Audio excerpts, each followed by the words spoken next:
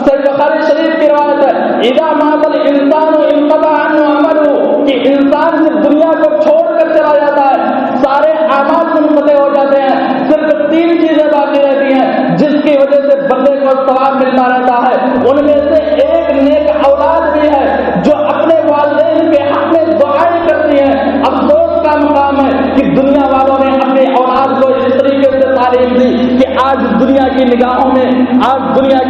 میں پڑھے لکھے معلوم ہوتے ہیں، لیکن افسوس کی انہیں اتنی چیزیں معلوم نہیں ہے کہ باپ کے مرنے کے بعد کون سی دعائیں پڑھی جاتی ہیں،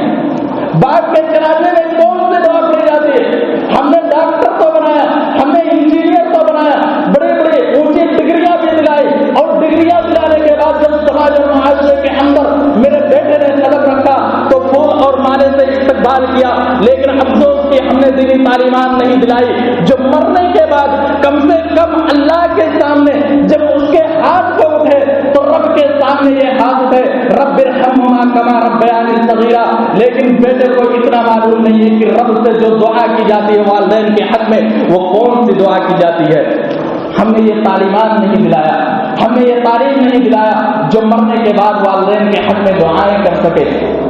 تو جہاں ہم دنیائی تعلیمات اپنے اولاد کو دلائیں، اسی طریقے سے ہم ساتھ ہی ساتھ دینی تعلیمات دلائیں تاکہ دنیا کے اندر وہ اولاد صحیح راستے پر ہو، سیدھے راستے پر ہو، مرنے کے بعد وہ جنت کا حقدار بن جائے۔